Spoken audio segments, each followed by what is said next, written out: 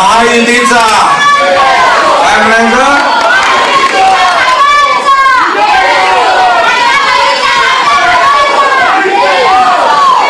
आज अतिशय चांगला दिवस आहे, आनंदाचा दिवस आहे। म्हाडाच्या बीडीडी चाळ पुनर्विकास प्रकल्पातल्या 556 सदनिकांचा वितरण समारंभ होतोय।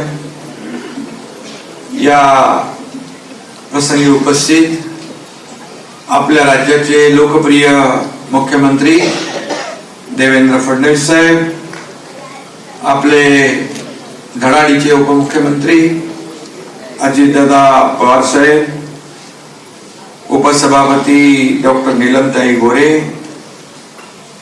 मंत्री कौशल्य विकास मंगल प्रभात लोढाजी, सांस्कृतिक विभागाचे मंत्री आशिष शेलारजी, आमच्या विभागाचे गृहनिर्माण विभागाचे राज्यमंत्री डॉक्टर पंकज भोयर, खासदार मिलिंद देवराव, आमदार कालिदास कोळंबकरजी, आमदार सचिन आहेर, आमदार सुनील शिंदे, आमदार महेश सावंत, माजी आमदार सदा सरवणकर, माजी आमदार किरण पावसकर, राजू वाघमारे, इथं झेंडे साहेब पण म्हाडात होते, ते पण आहे तिकडे, असीम कुमार गुप्ता, शंभरकर, बोरीकर, सर्व व्यासपीठावरील सन्मान्य मान्यवर आणि टाटाचे प्रकाश पाटील आणि राहुल कटियाल,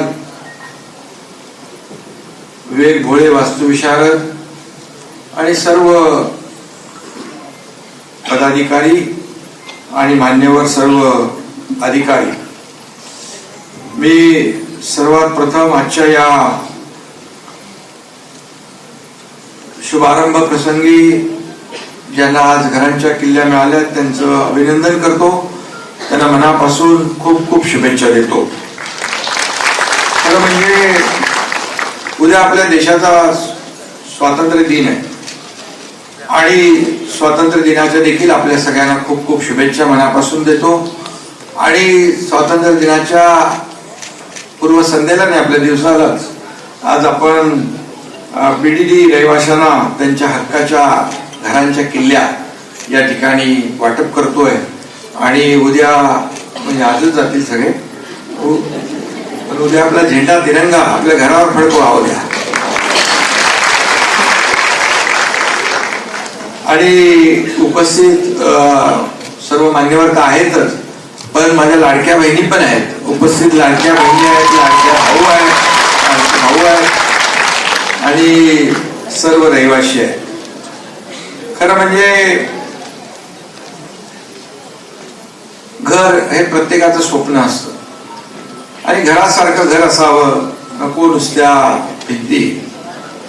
आणि म्हणून आता या ठिकाणी एक आनंदाचा दिवस आपल्या सर्वांच्या आयुष्यामध्ये आहे, आलाय, कारण 150-160 स्क्वेअर फीट मध्ये आपण राहिलात। अनेक लोकांनी भावना व्यक्त केल्या आणि अजितदादा तर प्रत्येकाला विचारत होते कुठलं गाव आहे, किती वर्षापासून राहता, आता कसं वाटतंय, सगळं म्हणजे एक बारकाईने ते आस्तेवाईकपणे चौकशी करत होते।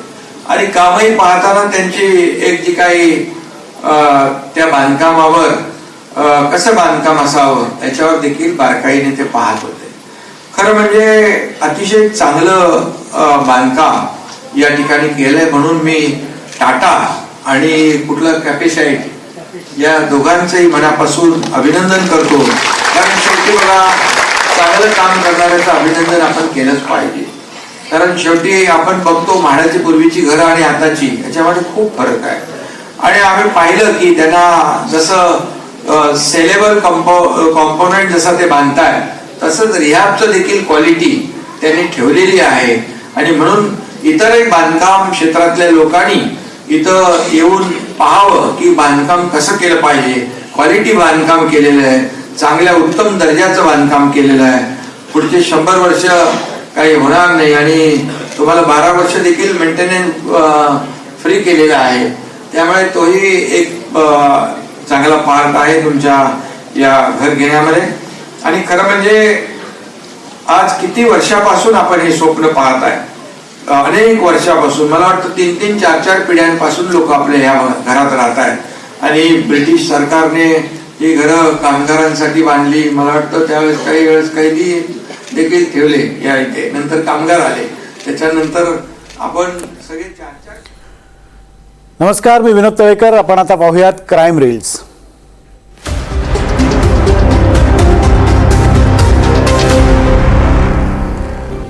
नंदुरबार शहरात चौपाळे रोड इथं विमल हाऊसिंग सोसायटी इथे भुरट्या चोरट्यांनी 2 घरं फोडून लाखो रुपयांची रोकड लंपास केल्याची घटना घडली आहे. विमल हाऊसिंग सोसायटी इथल्या निवृत्त शिक्षक संजय विस्पुते आणि साखर रघुवंशी यांच्या घराचा कडी कोयंडा तोडून त्यांनी आत प्रवेश केला आणि घरातील कपाटं पेट्या उचकटून चोरट्यांनी अंदाजे लाख रुपयांची रोकड लंपास केली आहे. या चोरीमुळे सोसायटी परिसरात भीतीचं वातावरण निर्माण झालं असून नागरिकांनी पोलिसांकडे रात्रीची गस्त वाढवण्याची मागणी केली आहे. येस बँकेच्या जुन्या व्यवहारांची चौकशी करताना एका विशेष ऑडिट अहवालात तब्बल 500 कोटींच्या कर्ज व्यवहारात गंभीर त्रुटी आणि पैशाच्या संशयास्पद वापराचे संकेत समोर आलेत. हा अहवाल येस बँकेच्या 2020 पूर्वी घेतलेल्या कर्ज आणि पुनर्गठन निर्णयांवर पुन्हा प्रश्नचिन्ह निर्माण करणारा आहे. अहवाल सार्वजनिक झाल्यानंतर नियामक संस्था आणि चौकशी यंत्रणा या व्यवहारावर लक्ष ठेवून आहेत.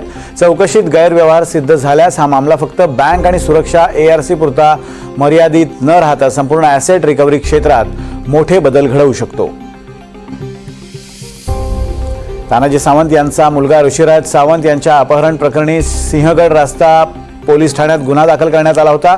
या प्रकरणाच्या तपासाची फाईल पोलिसांनी बंद केली असून न्यायालयात B फायनल रिपोर्ट सादर करण्यात आलाय. अपहरणाची तक्रार चुकीची असल्याचं समोर आलं होतं आणि ऋषिराज हे आपल्या मित्रांसोबत बँकॉकला गेल्याचं समोर आलं होतं. दख्खनचा ज्योतिबा मंदिर परिसरात विक्री केला जात असलेल्या प्रसादात भेसळ असल्याच्या तक्रारीमध्ये वाढ होत असल्याचं दिसून आलंय. अन्न आणि औषध प्रशासन विभागानं यामध्ये कारवाई केली, मात्र तरी सुद्धा भेसळयुक्त प्रसादाची विक्री होत असल्याचं ग्रामस्थांकडून सांगण्यात आलंय. लहानांपासून मोठ्यांपर्यंत सगळेच जण कुंदा पेढे हा प्रसाद म्हणून घेत असतात. कमी किमतीत माल तयार करून जादा दरानं विक्री करण्याच्या उद्देशानं ही भेसळ सुरू असल्याचा स्थानिकांचा आरोप आहे. Lookbook by Inara unisex salon इथं देहव्यापार करून घेणाऱ्या महिलेला अटक करण्यात आली असून 2 पीडित महिलांची सुटका करण्यात आली आहे. 39 वर्षीय दीपा आनंद गोदे ही अन्य आरोपी पूजा रक्षित जोशी हिच्या मदतीनं महिलांना पैशाचा आमिष दाखवून त्यांच्याकडून देहव्यापार करून घेत होती. शहर पोलिसांच्या ऑपरेशन शक्ती अंतर्गत गुन्हे शाखेच्या सामाजिक सुरक्षा विभागानं छापा टाकत आरोपी दीपा गोदे हिला अटक केली आहे. रोख रक्कम 3000 रुपये, TVR तसंच 2 मोबाईल आणि इतर साहित्याचा 40,000 रुपये किमतीचा मुद्देमाल जप्त करण्यात आलाय. नालासोपारा इथल्या 41 अनधिकृत इमारत प्रकरणात मनी लॉन्ड्रिंग प्रकरणी ईडीकडून 4 जणांना अटक करण्यात आली आहे. माजी आयुक्त अनिल कुमार पवार, बडतर्फ नगर रचना उपसंचालक YS रेड्डी, सीताराम गुप्ता आणि अरुण गुप्ता यांना अटक करण्यात आली आहे. माजी आयुक्त अनिल कुमार पवार यांना ईडी कार्यालयातून JJ रुग्णालयात नेण्यात आल्याची सूत्रांची माहिती आहे. पंढरपूरच्या विठ्ठल मंदिराच्या माध्यमातून गेल्या अनेक वर्षांपासून गोशाळा चालवली जाते, मात्र याच गोशाळेतील पशुवैद्यकीय अधिकारी हा बोगस असल्याचं निदर्शनास आलं. यानंतर मंदिर समितीनं बोगस डॉक्टर असणाऱ्या प्रशांत सर्वगोड यांना तात्काळ बडतर्फ केलं असून मंदिराच्या गोशाळेतील शेकडो गायी, वासरं आणि यांची निगराणी याच बोगस डॉक्टरकडे होती. याच डॉक्टरच्या निष्काळजीपणामुळे मध्यंतरी एका वासराला आपले प्राणही गमवावे लागले होते. सिंधुदुर्गातील कुडाळ इथल्या जिजामाता चौकात एकावर चाकू हल्ला करण्यात आला. या हल्ल्यात एका 65 वर्षीय वृद्ध ग्रहस्थ जखमी झालाय. मोहम्मद अली सुलतान बागवान असं या जखमीचं नाव आहे. पुण्यात वाघोली उपनगरात गुन्हे शाखा युनिट 6च्या गस्ती दरम्यान भैरवनाथ तळ्याजवळ 2 जणांना गावठी पिस्तूल आणि जिवंत काडतुसासह अटक करण्यात आली. या कारवाईनंतर पुढील तपासात पोलिसांनी आणखी 2 आरोपींकडून 3 गावठी पिस्तूल आणि 4 जिवंत काडतुसं जप्त केली आहेत. पुणे शहरातील विविध भागात अतिक्रमणाविरोधात कारवाई सुरूच आहे. पुणे महानगरपालिकेकडून शहरातील अनधिकृत बांधकामाच्या विरोधात कारवाई करण्यात आली आहे. पुण्यातील कोंढवा आणि बिबवेवाडी या परिसरात अनधिकृत बांधकामांवर पालिकांचा हातोडा पडलाय. अनधिकृत बांधकाम विरोधात कारवाई करण्यासाठी विशेष पथकही दाखल झालंय. सिंधुदुर्गातील कुडाळ ते पाट गावाकडे जाणाऱ्या रस्त्यावर करमळगाळू ST स्टॉप नजीक भीषण अपघात झाला. युवकाचा जागीच मृत्यू झालाय. अचानक म्हैस आडवी आल्यानं चालकाचा वाहनावरील ताबा सुटून गाडी गटारामध्ये जाऊन अपघातग्रस्त झाली आहे.